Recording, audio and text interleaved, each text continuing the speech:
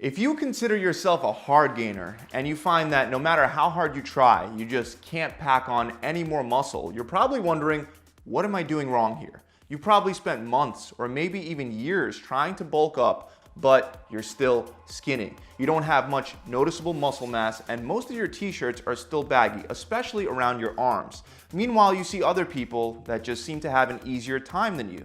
People that might not work out as much, or they might eat the worst foods, yet they seem to be able to build muscle just by looking at a dumbbell. This can become really frustrating, and even if you're a persistent person that doesn't quit, it can be very easy to simply label yourself as a hard gainer and to start making excuses. But the truth is that you're not a hard gainer. Sure, everyone's biology and physiology is different, and sure, you may have a slightly tougher time building muscle than others, but most of what you believe about being a hard gainer is just a myth that's keeping you skinny. In reality, if you just do the 7 things that I'm about to show you consistently, I don't care how much of a hard gainer you think you are, you're gonna bulk up. The first and the most common problem for skinny guys is not eating enough calories. The irony is that most people that call themselves hard gainers think that they eat so much, but that's usually not the case. On top of that, there are some people out there passing along misinformation claiming that you don't even need a calorie surplus to build muscle, that it's just a myth, and that you just need to be doing the right things in the gym to get the results. But the truth is that aside from quick newbie gains that you might see in the beginning, not eating enough calories makes it very tough for your body to build muscle mass. That's because if you're in an energy deficit or even an energy balance, so even if you're at maintenance, there are physiological changes that don't support muscle growth the same way that a calorie surplus would. For example, not eating enough calories increases your levels of AMPK, which is an enzyme that impairs muscle growth. At the same time, it also reduces levels of mTOR, which is an enzyme that's essential for muscle growth. If your mTOR activity is low, it's going to lead to decreased cell growth and decreased protein synthesis rates. So we want to make sure that we're eating enough calories to keep mTOR high and AMPK low.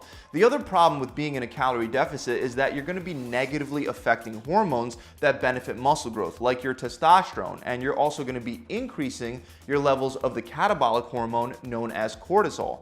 This is once again going to make it harder to build muscle. Now, don't get me wrong, this doesn't mean that I want you to just start loading up on massive amounts of food. Consuming more and more calories doesn't always lead to more and more muscle growth. And if you eat too many calories, at some point the extra calories will be stored as fat, and that may be why some people are getting confused and abandoning the entire idea of a calorie surplus. The truth is that it's only an extreme calorie surplus that creates unnecessary problems. For example, a 12-week-long study that compared lifters that ate a small calorie surplus of around 3,000 calories per day to another group that was eating 3,600 calories per day found that both groups packed on the same amount of muscle. So the extra 600 calories didn't help the second group build any extra muscle, but the researchers did find that that group gained 5 times the amount of fat as the other group that was having 600 calories less. So instead of having you use some complicated formula, I've already created a calculator that'll give you the exact amount of macros that you should be having to build muscle without gaining excess fat. All you got to do is click the link for the macro calculator in the description below, enter in your stats, and then click the hard gainer option as your last step. Once your macros load, you're going to actually want to start counting and tracking them daily, since we've already discussed that most skinny guys consume far fewer calories than they actually think that they do. You can use an app like MyFitnessPal to easily do that. Now, you might notice that I recommend a lot of carbs, and that's actually the second tip. If you're a skinny guy struggling to build muscle, increase your carbs. This is because studies show that when you compare very low carb diets to very high carb diets, the high carb groups maintain their strength better, they recover faster from their workouts, and they stay in more of an anabolic muscle building state. One reason why carbs assist with muscle growth is because they help increase testosterone while reducing cortisol. And you don't have to compare a very low carb diet to a high carb diet to see this. A diet that's made up of 30% carbs is by no means a low carb diet, but An even higher carb diet with 60% carbs will still lead to significantly higher free testosterone levels and lower cortisol levels, as you can see in this graph. Another reason why more carbs are favorable for muscle growth is because glycogen is an excellent energy source for lifting heavy weights. Without carbs or with a low carb intake, you're going to reduce the amount of glycogen that's stored in your muscles, which in turn will drop your performance at the gym.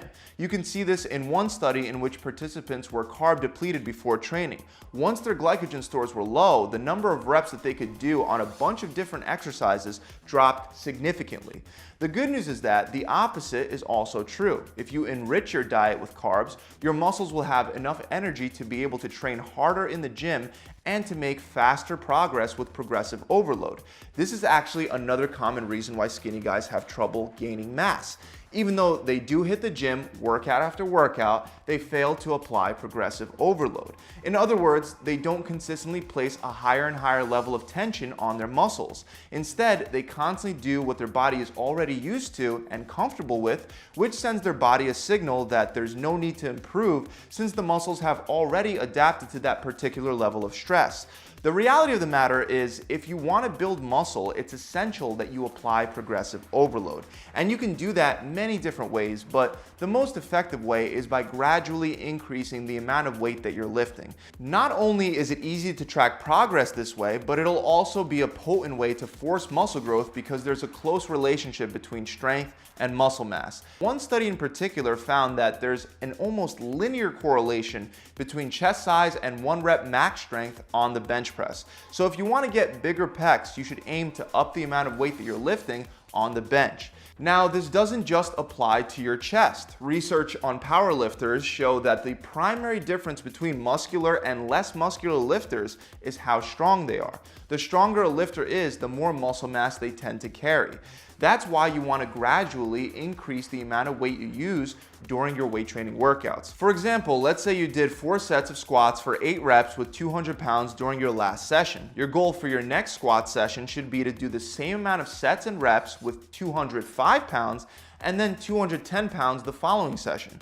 While this may sound easy in theory, it's very unlikely that you'll be able to move up 5 pounds for every single session without ever hitting a plateau. But the goal should always remain the same. So if you are stuck, you can start doing things like undulating periodization, where you would cycle your rep range during each workout. A low rep range like 3 reps would allow you to use a lot heavier weight and build strength, while a higher rep range above 10 reps will make your body more efficient at clearing out lactic acids, helping you feel less fatigued.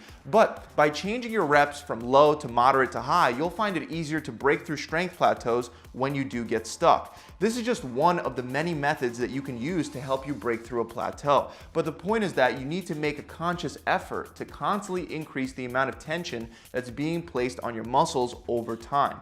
Now, with all the muscle breakdown that you'll get from applying progressive overload, you'll want to make sure that you're eating enough protein, which means eat all the protein that's recommended in your macros. This is very important because the amino acids found in protein are the building blocks for your muscles. In fact, protein is extra important because muscle growth is all about building up more amino acids in a muscle than the amount that gets broken down on a daily basis. Whenever you maintain a positive protein turnover rate, a muscle grows. However, if you maintain a negative protein turnover rate, you'll lose muscle. Picture your muscles as a wall and amino acids as the bricks that make up that wall. The more bricks you add to the wall, the bigger it becomes. But if you remove bricks from the wall, the smaller it becomes. To maximize muscle growth, you want to have at least 1.6 grams of protein per kilogram of body weight, which is about 0.8 grams of protein per pound. So if you weigh 200 pounds, you should be having at least 160 grams of protein per day. You should also do your best to spread that protein out evenly throughout the day, as this can help you build even more muscle. Studies show that a balanced protein distribution may lead to more protein synthesis than an imbalanced protein distribution. So if you're having 4 meals per day and your goal is to build muscle, you're better off having a quarter of your daily protein intake in each meal rather than having something like 70% of your protein in one meal and then having 10% in each of the other meals. Next, let's talk about something that you don't want to do. You don't want to overdo cardio, especially if you're already skinny. That's because cardio hurts muscle growth, as shown by a 2012 meta-analysis where researchers found that adding cardio to a resistance training plan lowered muscle growth effect size by almost 50%. It's important to note that this study was isolated to the lower body, and most cardio exercises like running, stair climbing, or cycling happen to fatigue the lower body. Even though upper body muscle mass isn't as affected by cardio, you'll be better off keeping it to a minimum if your main goal is to bulk up. The primary reason for this is due to the influence that cardio has on mTOR and AMPK pathways. Like I said earlier, we want to have higher mTOR levels and lower AMPK to stimulate muscle growth, and lifting weights will help you accomplish just that. The problem, however, is that cardio triggers the exact opposite. It reduces muscle growth by increasing AMPK while reducing mTOR. On top of that, cardio decreases your caloric surplus, and you may find it harder to eat even more calories than the large amount that you're already required to eat just because you're doing a ton of cardio. Overdoing cardio will also create excessive amounts of fatigue, which can further reduce muscle growth by reducing your performance levels at the gym. So if you're a skinny guy and you're struggling to build muscle, you should avoid cardio for the most part, and instead your entire focus should be on strength training. Finally, the last thing you'll want to make sure you're doing is getting enough sleep. Even though sleep is often overlooked, optimizing your sleep can literally help you gain pounds of muscle. However, if you're not getting enough sleep, not only can it hurt your health, but it'll definitely hurt your body composition. For example, in one weight loss study, they found that when people slept just 40 minutes less per day, the amount of weight they lost in the form of muscle shifted from 20% to 80%. And what's even more interesting is that the people participating in the study were allowed to catch up on sleep over the weekend. So if you don't sleep during the week and you save it for the weekend because of either your job or school, you might want to reconsider that strategy because it doesn't seem to have the same effect as simply getting enough sleep consistently throughout the week. The good news is that by getting enough sleep, you'll speed up recovery and take advantage of all the muscle building benefits that sleeping provides. To fall asleep faster and to get higher quality, deeper sleep, the first thing you want to do is maintain a consistent sleeping schedule. You shouldn't be going to bed one day at 11 p.m., the next day at 3 a.m., and the next day at 9 p.m. Keep it consistent. You'll also want to start slowing down with the caffeine after around noon because it'll take about 6 hours to get out of your system. And the other thing you can do to get to sleep faster that a lot of people are afraid of doing is you can eat carbs before going to bed. It's a myth that eating carbs before bed will make you fatter. As long as you're following the macros that are based on your body, it doesn't matter if you eat your carbs in the morning or at night.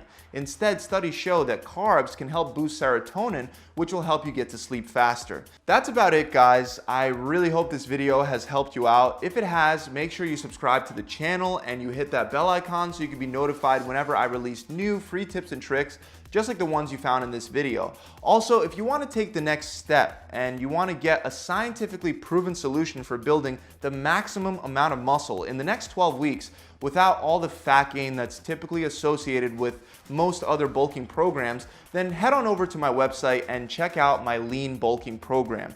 Not only will this program lay out exactly what you should be eating for the next 12 weeks, even as your metabolism adapts and speeds up and changes, but it also teaches you advanced training concepts like undulating periodization, reverse pyramid training, and much, much more to help you break through plateaus, get stronger, and build more muscle. As with our other programs, there will be a full video exercise library and there will be a coach to help guide you through the whole program and answer any questions you might have. To find out more, you can click the link in the description below, or if you want more personalized one-on-one help, you could visit my website directly at gravitytransformation.com. I'll see you guys soon.